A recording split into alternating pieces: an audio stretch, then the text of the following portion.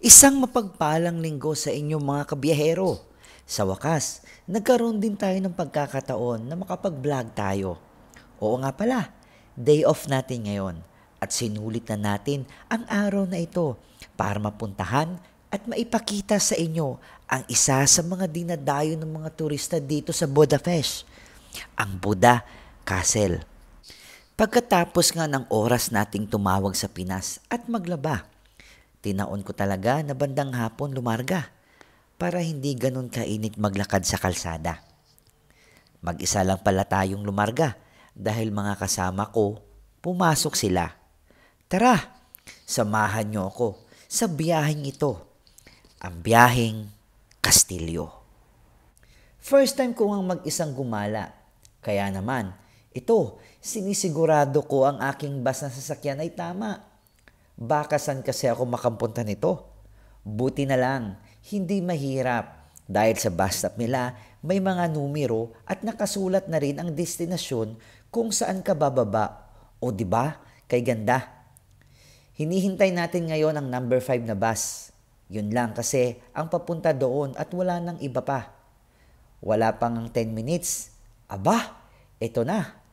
Pinili ko ang umupo dito malapit sa bintana para matanaw ko naman ang tanawin papuntang Kastilyo. Alam nyo naman kapag first time makita, fascinating talaga. O ayan, dito na tayo sa tulay at kitang-kita na ang Kastilyo na ating pupuntahan.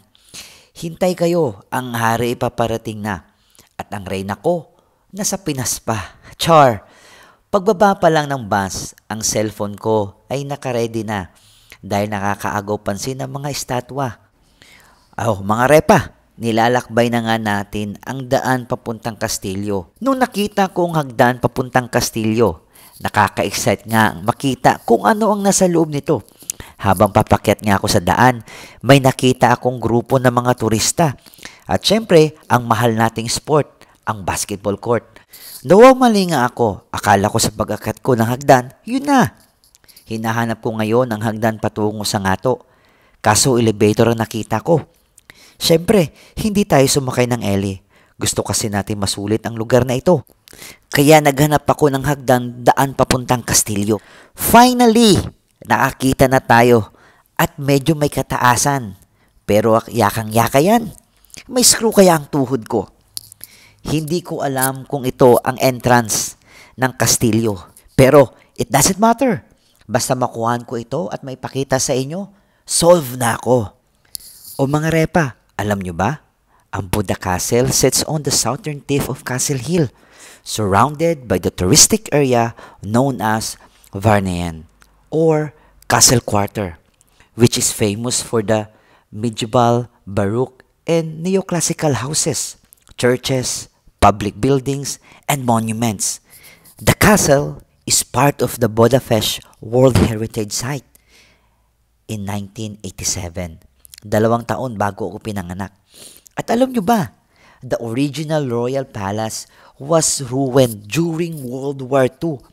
It was rebuilt in a simplified, Stalinist, Baroque style during the Kadar era. Mapapawaw ka na lang sa tanawin na iyong makikita. Ang mga bahay ay nagbabalutan ng mga dahon na sariwang-sariwa. Pagkatapos nito, umakyat ulit tayo sa panibagong hagdan. At kita nyo naman ang araw, tirik na tirik pa. Sa aking ang pagakyat, ang dami pala talagang mga turista. Picture dito, picture doon. At ito, inyong tingnan, napakagandang obra maestra. Kaya naman, di ko mapigil ang hindi kunan ng litrato ang mga estatwa.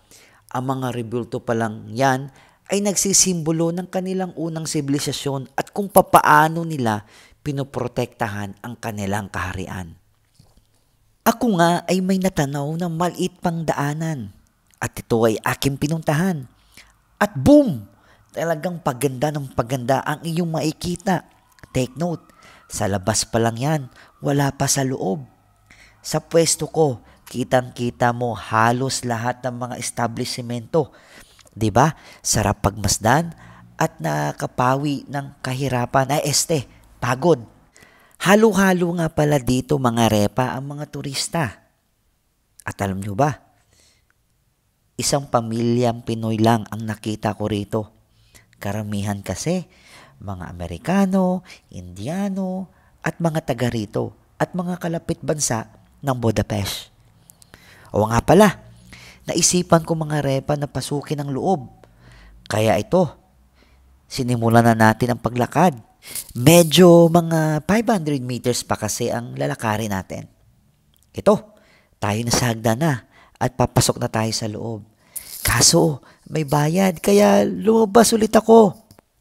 Can't afford muna mga repa. Lawa pa tayo hodsa.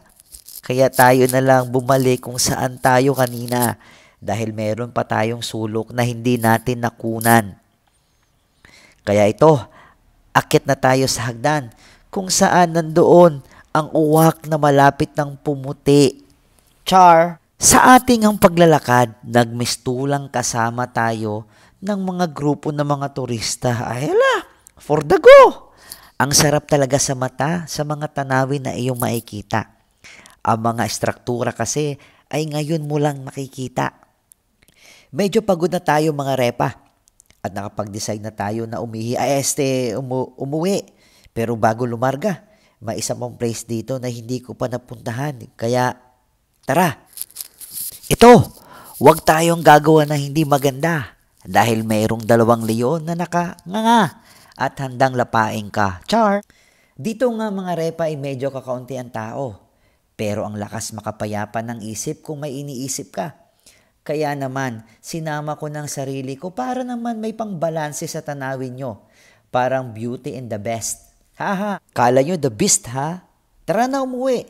Doon lang din ako dumaan sa pinasukan ko kanina para hindi na ako maligaw. O siya, papaano mga repa? Hindi ko na pala nalibot lahat ng lugar dito dahil nakakapagod at ako'y gutom na.